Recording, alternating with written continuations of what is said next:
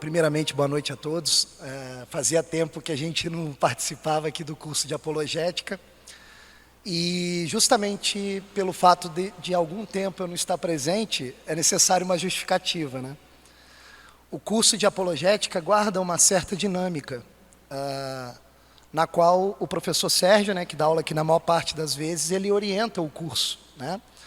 O Sérgio é um grande professor, um grande amigo, um grande mestre, e eu costumo dizer que ele faz o papel no curso de apologética daquele que sabe elaborar a síntese como ninguém, né? Ele pega aquele conteúdo todo que está esparramado, junta no ponto e facilita pra caramba a nossa compreensão, né?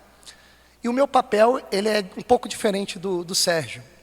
Quando o Sérgio vem aqui e apresenta uma grande síntese, apresenta um fundamento que nos ajuda a pensar melhor a realidade, aí vem o meu papel, que é o de fazer uma espécie de análise, exemplificar, né, a partir da história da filosofia, aquilo que o professor Sérgio apresentou em termos de princípio, de síntese, né?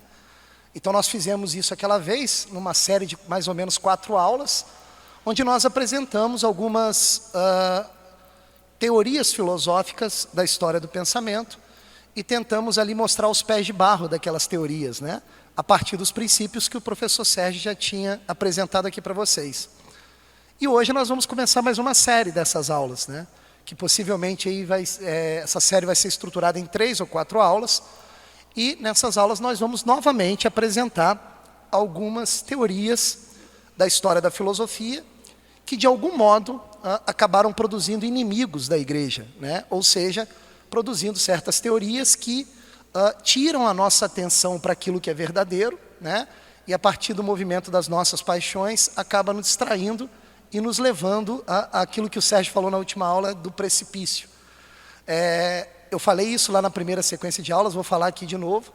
Isso não é brincadeira, né? Infelizmente, todos nós passamos aqui possivelmente pelo sistema educacional que rege o mundo desde a modernidade, e esse sistema educacional ele é baseado nessas teorias, né, que são verdadeiras ideologias e que tem como finalidade, no final das contas, esconder a realidade da nossa inteligência, né? Então, o meu papel aqui é fazer entre 1 milhão de aspas, o trabalho sujo, né? Nós vamos apresentar os pés de barro de algumas teorias. Dito isso, né, apresentado aqui as minhas razões, o que nós vamos fazer nessa sequência de aulas, né? Nós vamos continuar o raciocínio do professor Sérgio. Não sei se vocês perceberam nas últimas aulas, mas o professor Sérgio ele enumerou aqui uma série de ideologias que tentaram, de algum modo, alterar aquilo que nós chamamos as características da realidade e do próprio Deus que nós podemos captar com a nossa inteligência, né? Então ele citou aqui o ateísmo, ele citou aqui o politeísmo, né? Ele citou aqui o panteísmo, ele citou aqui o gnosticismo, o esoterismo, ou seja, ele citou aqui várias, né, tendências pseudo-filosóficas, pseudo-religiosas, para poder enumerar, né, os inimigos da igreja. O que nós vamos fazer aqui nessa sequência de aulas? Nós vamos tentar mapear os pés de barro dessas teses, né? E nós vamos começar explicando um pouco hoje sobre os pensadores que, de alguma forma, tentaram explicar a realidade e a relação de Deus com a realidade através do panteísmo. Né? E o panteísmo, ele, apesar de ser explicado por várias filosofias a partir da história do pensamento, essas teorias são diferentes acidentalmente, umas entre outras. Apesar disso tudo, existe uma base que é fundamental do panteísmo.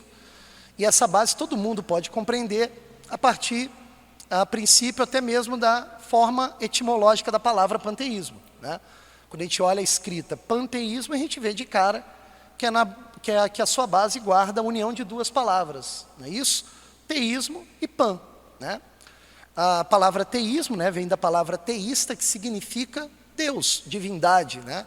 E o prefixo pan, nesse termo, significa todo.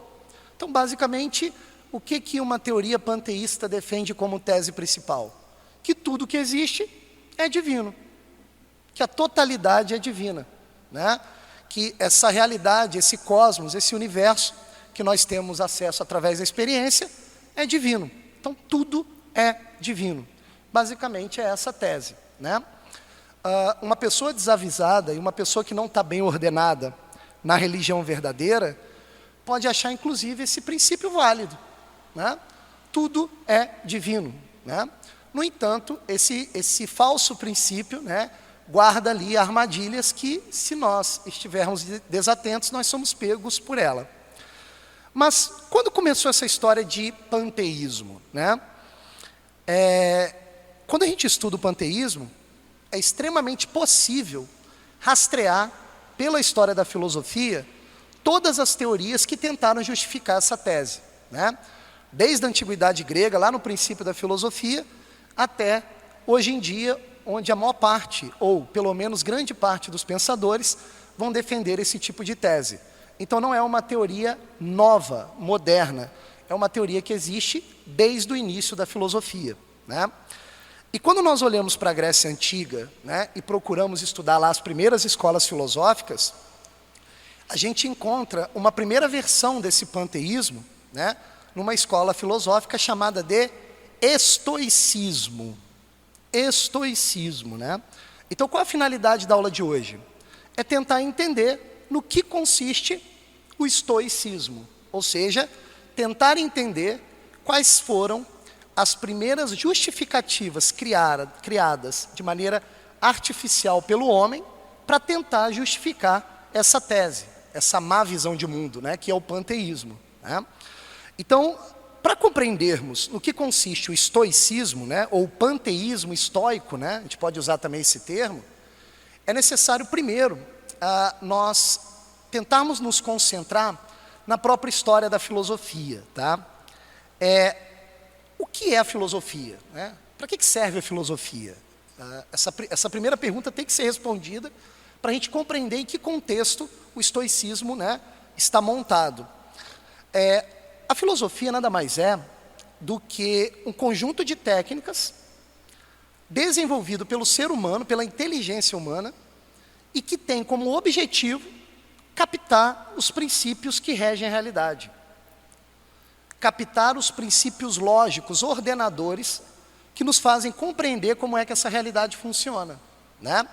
Então, a filosofia nada mais é do que uma técnica que, quando bem aplicada, o homem consegue, com seu esforço racional, captar esses princípios, né? No entanto, como é uma técnica desenvolvida pelo homem, ela também está sujeita a erros. Então, quando você observa a história da filosofia, você sempre vê essa história através de altos e baixos. E como é que nós medimos esses altos e baixos? Justamente pelo critério das teses desenvolvidas nessa história. Então, quando uma tese explica de maneira adequada os fundamentos que regem a realidade, nós falamos, eis ali uma filosofia autêntica. Quando um pensador desenvolve certas técnicas, que ao invés de nos explicar esses princípios que norteiam a realidade, que estruturam a realidade, ele acaba nos confundindo, eis ali uma falsa filosofia. Então, esses altos e baixos são medidos por esse critério, né? E o estoicismo se encaixa, infelizmente, no critério que nos explica uma decadência da filosofia, né? Se toda a história da filosofia é regida por altos e baixos, é necessário nós observarmos a antiguidade para tentarmos compreender por que o estoicismo representa essa curva para baixo na filosofia, né? A história da filosofia, ela se inicia quando alguns primeiros homens se espantaram com o fato da realidade ser enorme e se espantaram também com o fato de que a realidade ela se transforma segundo certos princípios. Eles, então, começaram a utilizar sua inteligência, seu intelecto, para captar esses princípios. E formularam lá suas primeiras teorias. Esses primeiros pensadores, né, aqueles que desenvolveram pela primeira vez uma técnica filosófica, eram chamados de pré-socráticos. Então, nós temos ali no início da Grécia Antiga, uma filosofia embrionária, uma filosofia que está iniciando ali seu estudo, né? E essa filosofia, ela consegue atingir o seu ápice, ainda na antiguidade, quando surgem três grandes pensadores que vieram depois desses pré-socráticos. e que formam os 3 grandes pilares da filosofia até hoje. São eles Sócrates, Platão e Aristóteles. Esses 3 formam ali os 3 grandes pilares da técnica filosófica. Se você quer se enveredar para compreender a técnica filosófica, você já tem um primeiro degrau a subir, estudar esses 3 pensadores, né? E de maneira simbólica, esses 3 pensadores, eles formam praticamente a totalidade da filosofia. Sócrates, por exemplo, é aquele pensador que percebeu que antes de um filósofo procurar os princípios da realidade, é necessário que ele tenha uma formação moral, que ele adquira virtudes morais. Então Sócrates, ele representa o quê? Ele representa o filósofo por excelência. Aquele que tem uma vida regida pelos princípios morais e a partir dessa vida ele tem inteligência limpa para captar esses princípios. Aliás, Sócrates já está nos ensinando um princípio básico, que é o seguinte: se você não tem uma vida minimamente moral, se você não vive para a busca da aquisição das virtudes morais, a sua inteligência não está preparada para captar esses princípios que regem a realidade. Então, Sócrates enunciou ali um pré-requisito, percebem? Que é o pré-requisito moral. Sem a moral, sem a honestidade intelectual, sem a retidão moral, não há busca pela verdade. O segundo desses filósofos é Platão, né? O Platão, ele já deu um passo a mais do que Sócrates. O que Platão descobriu? Ele descobriu que os princípios que regem a realidade não estão presentes nesse mundo material, mas eles fazem parte de um mundo transcendente, de um mundo divino. Então Platão descobriu que existe um Deus, um ser que transcende a realidade material e que a partir do seu intelecto criou todas as coisas que existem no mundo material, que nós chamamos, né, no senso comum, de universo.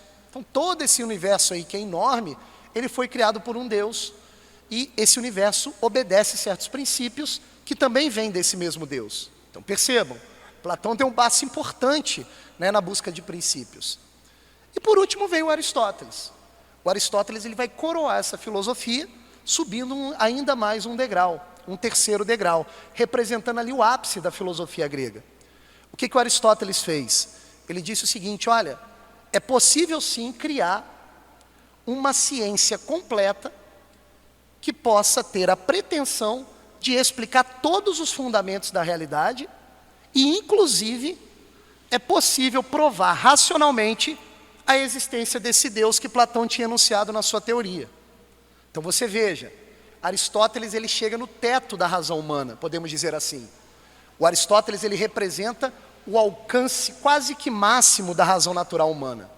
E é tão sério isso que ele vai ser utilizado mais tarde, no auge da macro-história da filosofia na Idade Média, pelos filósofos cristãos. Então você tem nesse trio, Sócrates, Platão e Aristóteles, o auge da filosofia grega pagã. Percebam, eles conseguiram tudo isso só com o esforço da razão natural, sem o auxílio, pelo menos no primeiro momento, da graça divina, visto que eles não receberam a revelação, né? Apesar de que, quando você olha certos textos, principalmente de Aristóteles, você se surpreende com a semelhança daquilo que mais tarde escreveriam os pensadores da Idade Média, os pensadores cristãos, né? Por que eu estou dizendo isso tudo? Esse auge da filosofia, né, com esses 3 grandes pilares, Sócrates, Platão e Aristóteles, eles coroaram ali uma técnica que vai ser usada por todo ser humano em toda a sua história. Sem essa técnica, possivelmente, nós cairíamos em erros. Então, a filosofia autêntica nada mais é do que uma vacina contra o erro, né? Só que, tão logo Aristóteles desenvolve a sua teoria, começa ou se inicia um período de degradação da filosofia, um movimento para baixo, uma caída, que pode ser explicado do seguinte modo, né? Todos esses 3 pensadores, eles observavam o mundo material dentro de um certo limite, que era a cidade onde eles habitavam, Atenas. Então eles tinham uma forte percepção de sociedade, de comunidade, o que na história da filosofia nós chamamos de polis. Então, para onde esses filósofos olhavam para a realidade material, essa realidade tinha um limite, que que era o próprio limite da cidade, o próprio limite da polis. Então, justamente por esse limite material, é que possibilitou esses filósofos se esforçarem intelectualmente para procurarem os princípios que regem a realidade para além desses limites. Então, esses filósofos, ao invés de observarem a realidade material num plano horizontal, para além dos limites da polis, eles olharam para o alto. Eles procuraram os princípios que regem a realidade material em uma outra realidade que é transcendente. Agora, após a filosofia de Aristóteles, se inicia uma decadência. Por quê? Historicamente falando, após Aristóteles, começou um movimento político na Grécia que foi todo planejado pela cabeça de um grande estadista, que inclusive foi aluno de Aristóteles, que foi Alexandre o Grande. Tá? O que o Alexandre o Grande tinha como política principal? Expandir o seu território e romper os limites materiais da polis. Então, na medida que ele ia conquistando, ele ia destruindo os limites da polis. Percebe? Aquele limite material pelo qual os filósofos, né, do triunvirato ali grego tinham pensado a realidade. Né? E aí o que começou a acontecer? Por conta dessa ausência de limites materiais, foi abrindo para o homem, sensivelmente, uma percepção material horizontal que não tinha mais determinação da polis. Percebem a questão? E começaram a surgir novas escolas filosóficas que já sofriam, né, a influência dos povos bárbaros, desordenados para além desse limite da polis. Começaram então a surgir novas teorias filosóficas nesse tempo. E essas novas teorias filosóficas eram chamadas de escolas helenísticas. E no que se baseavam essas escolas? E dentro dessas escolas que nós vamos encontrar inclusive o estoicismo, que é o tema da aula de hoje. No que baseavam essas escolas?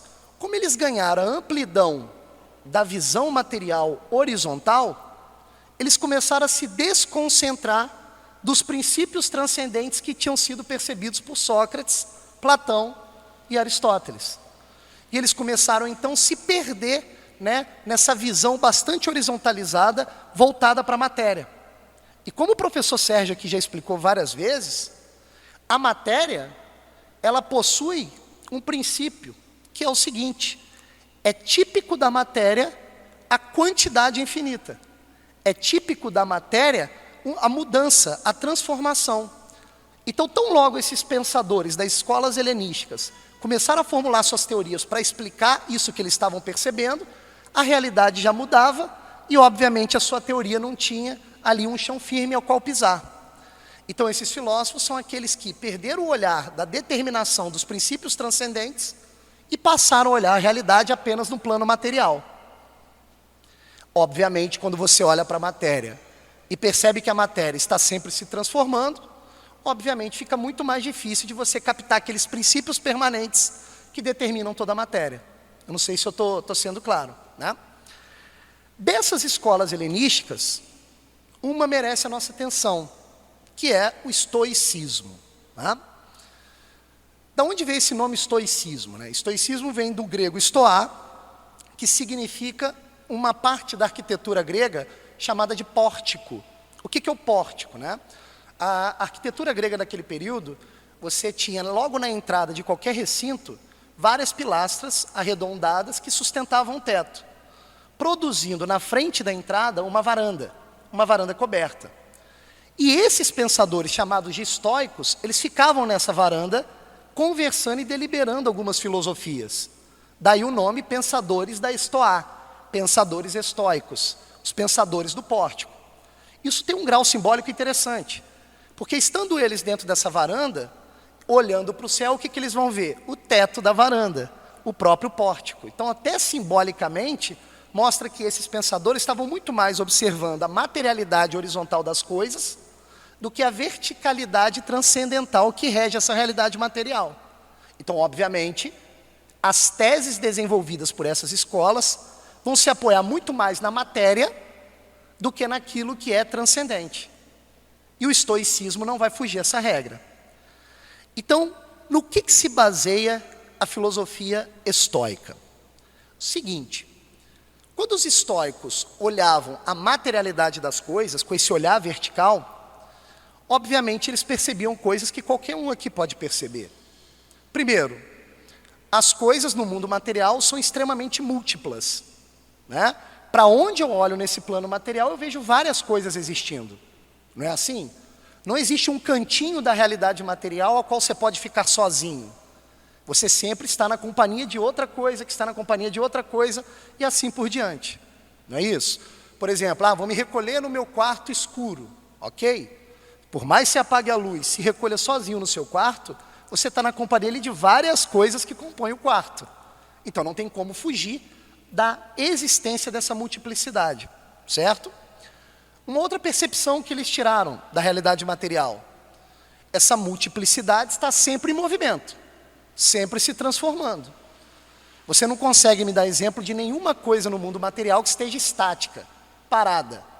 Até aquilo que parece estar parado está se desgastando, porque nada no mundo material dura para sempre. Então o movimento e a multiplicidade fazem parte do mundo material. E eu acho que isso é claro para todo mundo, né? Tanto é certo isso que, até simbolicamente, quando a gente está com a vida muito atribulada, ou seja, aquele corre, aquela multiplicidade de preocupações e aquele movimento constante da própria vida, o que geralmente nós fazemos? Nós procuramos a estabilidade do céu. Não é isso que nós fazemos? Ou nós vemos para a igreja, né, que é nada mais, nada menos do que a efetividade da determinação celeste no mundo material, ou então, no plano mais ordinário, a gente procura um lugar aberto e fica contemplando o pôr do sol, o céu. Se você observar o céu, as nuvens elas são mais ou menos estáticas.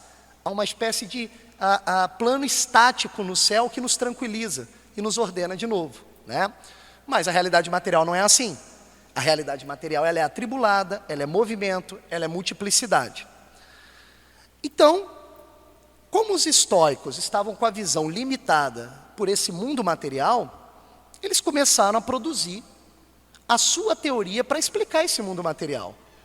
Obviamente, sem a determinação necessária, né, desse mundo celeste, desse mundo divino, desse mundo transcendente, visto que eles não estavam olhando para isso. E ao observar as coisas múltiplas e as coisas em movimento, eles então começaram a desenvolver uma teoria a qual chegou a algumas conclusões. Que conclusões são essas? Primeira conclusão: se as coisas estão em movimento nesse mundo material, então há algo que as movimenta. E ao enumerar o que é que movimenta as coisas múltiplas que constituem essa realidade, os estoicos vão buscar uma causa e vão nomeá-la de Deus. Deus. Olha, interessante.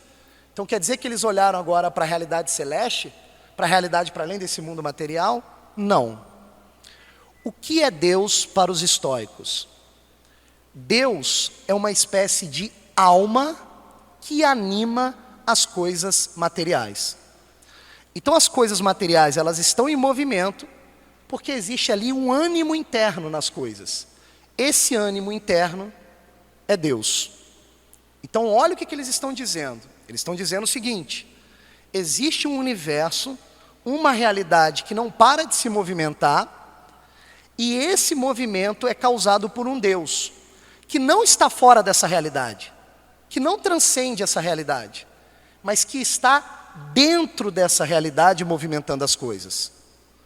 Então olha só que coisa interessante. Da mesma forma que quando nós observamos o mundo material, nós sempre percebemos que para uma coisa se movimentar é necessário uma outra coisa, uma outra coisa, uma outra coisa, os estoicos estavam percebendo algo parecido. Só que o que eles estão dizendo é o seguinte: não existe uma primeira causa que transcende essa realidade material e que deu start ao movimento. Não é disso que eles estão falando. Eles estão falando em alto e bom som o seguinte: que essa realidade material existe desde sempre e ela é movimentada por uma espécie de energia, de força, que fica animando esse mundo sem parar e sem cessar. Então as coisas nesse mundo material, elas surgem e morrem, movidas por essa espécie de alma que está animando tudo. Então Deus não transcende a realidade, não está fora da realidade alimentando a realidade. Deus está dentro da realidade, movimentando tudo. Esse é basicamente o panteísmo dos estoicos. Percebe a questão? É nesse sentido que eles vão afirmar que tudo é Deus. Percebem? Já a gente vai ver o erro desse ponto de vista. Qual é o erro de princípio que eles estão cometendo? Já a gente volta nesse ponto. Só que olha que interessante, o pensamento deles não para por aí. Tão logo eles estabelecem esse princípio de que só existe um universo, não existe nada fora do universo, e que Deus nada mais é uma energia que move tudo e anima todas as coisas, eles então começam a averiguar o que de fato seria esse Deus. Né? E ao averiguar esse Deus, eles chegaram à seguinte conclusão: bem, se é Deus que anima tudo, é característico de Deus ser perfeito. Então a conclusão que eles vão chegar é a seguinte: essa energia que anima tudo é a própria perfeição da realidade. Em outras palavras, o que eles estão dizendo é o seguinte: que a perfeição não é algo que está fora da realidade material, mas a perfeição nada mais é do que o arranjo de todas as coisas materiais em seu movimento que está acontecendo agora. Então, essa própria mudança, né, que constitui todo o universo, já é a perfeição divina. Então, o que eles estão dizendo em alto e bom som é o seguinte: tudo o que acontece é perfeito. Toda a realidade material é perfeita. Todo esse movimento e essa transformação é a própria perfeição. Percebem? Então eles vão fincar o pé filosoficamente nesse segundo princípio, dizendo o seguinte: olha, tudo que acontece no mundo e no universo acontece do jeito que tem que acontecer, numa espécie de destino programado por esse ânimo que movimenta todas as coisas. Vocês estão compreendendo?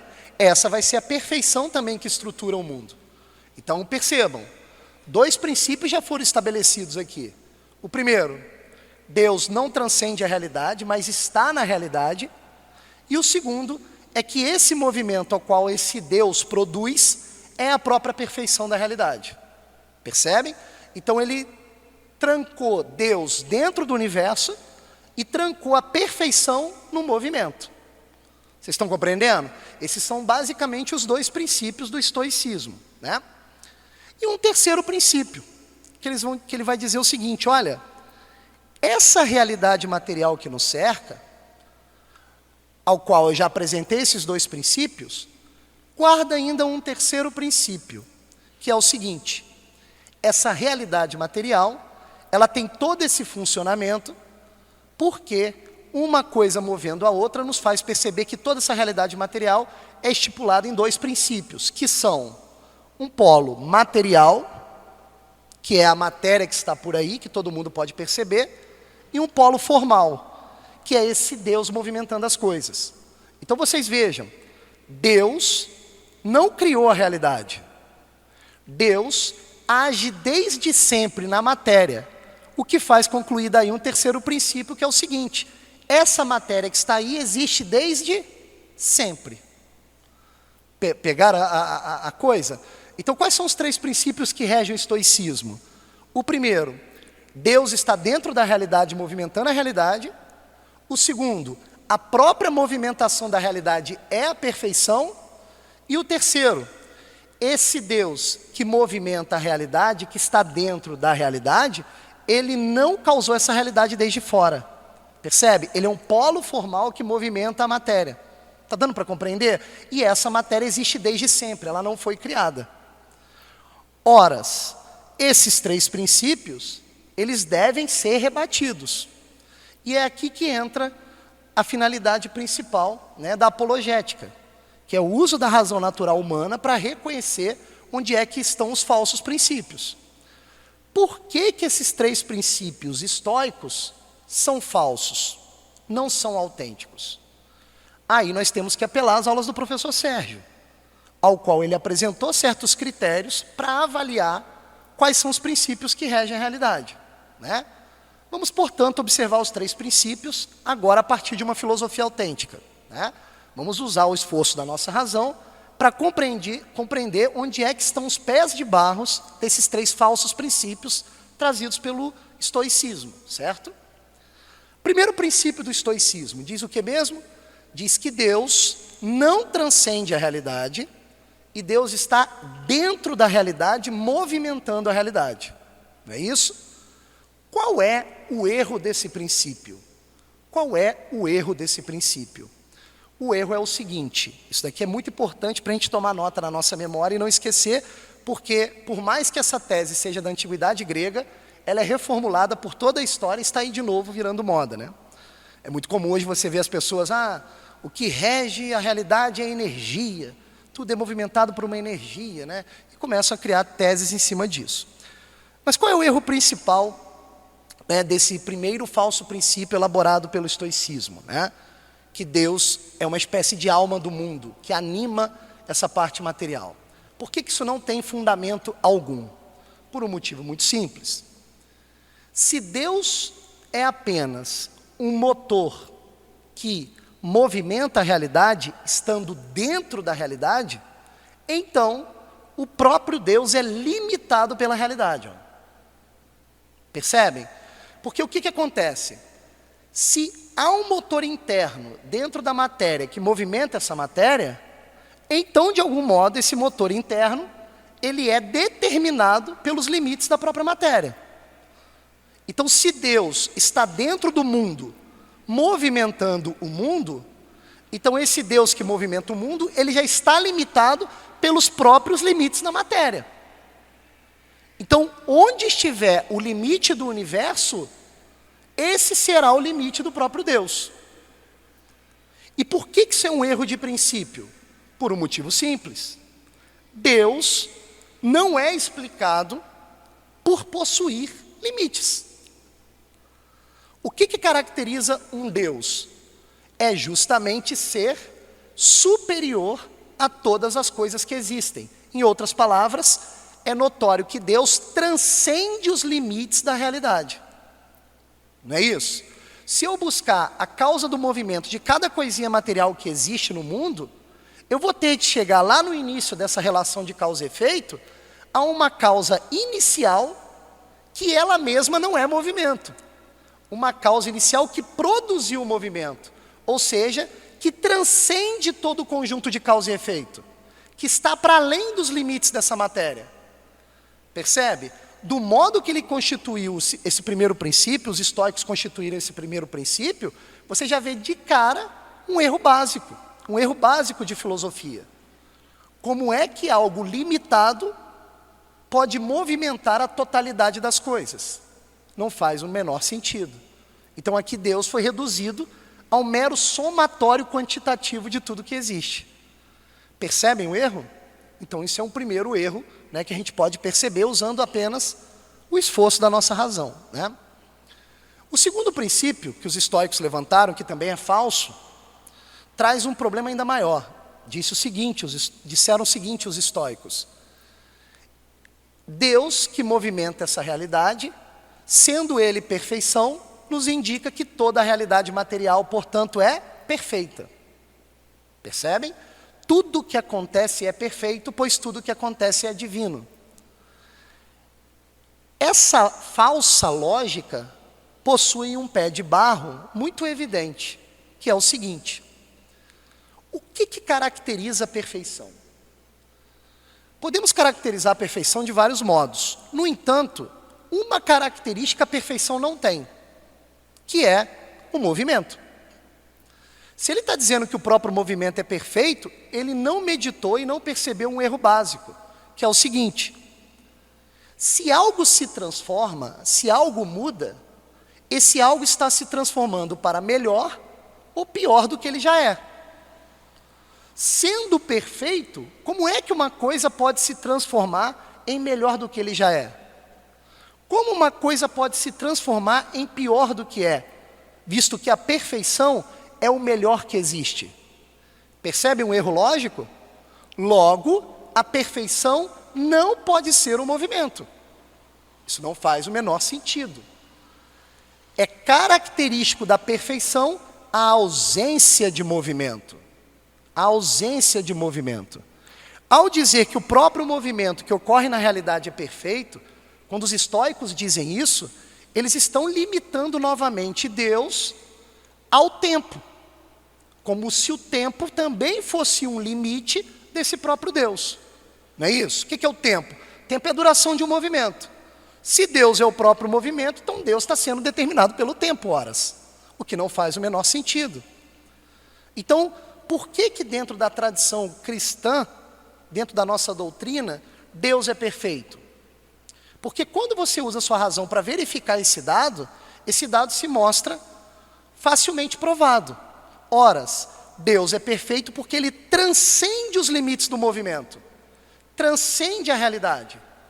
Antes do mundo existir, antes do universo existir, existia Deus, o eterno, aquele que não muda, aquele que não flui no tempo.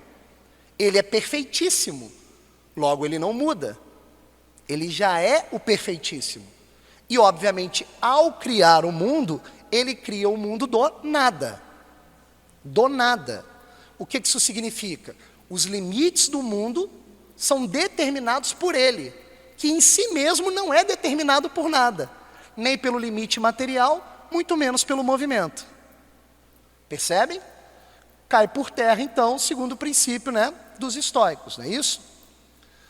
E o terceiro princípio, O que diz o terceiro princípio dos estoicos, só para a gente relembrar? Os estoicos disseram que Deus, que é o motor do mundo e que está dentro do mundo, não criou o mundo. Isso significa dizer que a matéria que está aí e que Deus movimenta, existe desde sempre. Por que isso é um erro de princípio? Porque se existe um polo material que existe desde sempre, e um polo formal, que é Deus, que movimenta essa matéria, e esses dois polos existem desde sempre, então qual é a conclusão que eu vou ter que chegar? Que não existe apenas um Deus que existe desde sempre, mas a matéria também existia desde sempre. Ou seja, não existe um Deus único. Existe Deus e a realidade material, que não foi criada por esse Deus. Ambos existem desde sempre. Isso novamente nega o princípio do que é Deus. Se Deus é ilimitado e perfeitíssimo, e Ele existe desde a eternidade, mas ao mesmo tempo existe um polo material também desde a eternidade, então esse outro em relação a Deus determina limites para o próprio Deus. Percebem o que eu estou dizendo? Então isso também tem que cair por terra. A matéria não pode existir desde sempre por esses dois motivos. O primeiro, se ela existe desde sempre, ela não foi criada por ninguém, por nada, por nenhum outro ser, logo é ela mesma o próprio Deus. Segundo problema, a realidade material não pode existir desde sempre, porque se ela existisse desde sempre, ela seria um outro Deus que limita esse primeiro Deus. Sendo os dois deuses limitados um pelos outros, logo esses deuses não são perfeitos, possuem limites, são limitados. E é característico de Deus ser ilimitado. Pegaram? Essa tese, apesar de datar ali meados do século IV antes de Cristo, elas permaneceram na história da filosofia por toda a Idade Média, ganharam fama a partir da modernidade e hoje, por incrível que isso possa parecer, geralmente formula a base de certas teorias que estão na moda, principalmente dentro das universidades. Um exemplo que a gente pode trazer disso, para exemplificar do que eu estou querendo dizer, hoje a ciência mais sofisticada que existe, dentro da realidade acadêmica, é a mecânica quântica. E a mecânica quântica é realmente uma ciência muito sofisticada. Só que o que se trata a mecânica quântica? Os físicos quânticos, eles desenvolveram vários instrumentos científicos e com esse desenvolvimento eles começaram a perceber coisas do polo material da realidade que antes o homem não percebia. O que é um instrumento científico? O instrumento científico é o prolongamento dos nossos 5 sentidos. Então, a partir desse prolongamento, eu começo a observar aspectos da matéria que até então o homem não tinha percebido. Então, é da finalidade da mecânica quântica entrar dentro do polo material e ir o mais possível às partículas quânticas, ao mínimo, esquecendo do macro, que seria o polo formal. Percebem? Quando o mecânico quântico começa a se aprofundar dentro da matéria, ou como o professor Sérgio disse numa última aula, dentro do abismo, né, que é típico da matéria, o movimento e o caos, não é isso? Quanto mais eles vão entrando dentro da matéria, eles vão percebendo uma instabilidade. Que instabilidade é essa? Vamos meditar aqui juntos, né? Tudo que existe no mundo material tem um polo material e polo formal, né? Por exemplo, eu tenho um corpo, ele é constituído de várias micropartículas, mas esse corpo é determinado por uma forma, que é a forma humana, né? Esse banco, ele tem um polo material que é a madeira, que também é constituído de várias partículas, mas um polo formal que define o que é o banco. Então, o polo formal ele sempre determina a matéria. O que os mecânicos quânticos, os físicos quânticos estão fazendo? Eles estão se distanciando do polo formal que determina a matéria, se aprofundando na matéria e se afastando da determinação formal. Então, quanto mais eles fazem isso, mais instável é a percepção deles. Mais é imprevisível o movimento das micropartículas daquela matéria. E ao invés desses físicos quânticos retornarem ao polo formal sempre que possível, eles começaram a entrar na matéria e começaram a perceber que alguma coisa misteriosa movimenta essas micropartículas de uma maneira praticamente casual. Ou seja, daqui a pouco esses mesmos físicos quânticos começaram a formular teorias do tipo: quanto mais entramos na matéria, nós vamos abrindo outros universos, que são universos paralelos, onde cada universo acontece uma coisa diferente. Quanto mais entramos na matéria, mais fica claro, né, que Deus é uma mera energia que guia essas coisas, e que é impossível compreender esses movimentos. Ou seja, a sombra da teoria dos estoicos lá da antiguidade permanece viva dentro da academia em cima dessas novas teses científicas. Percebem a questão? Então, ao invés deles perceberem que a instabilidade da matéria está atrelada ao fato que eles estão afastando do polo formal que determina tudo, eles estão dizendo que existe uma energia caótica que movimenta todas as coisas, como se fosse uma força divina.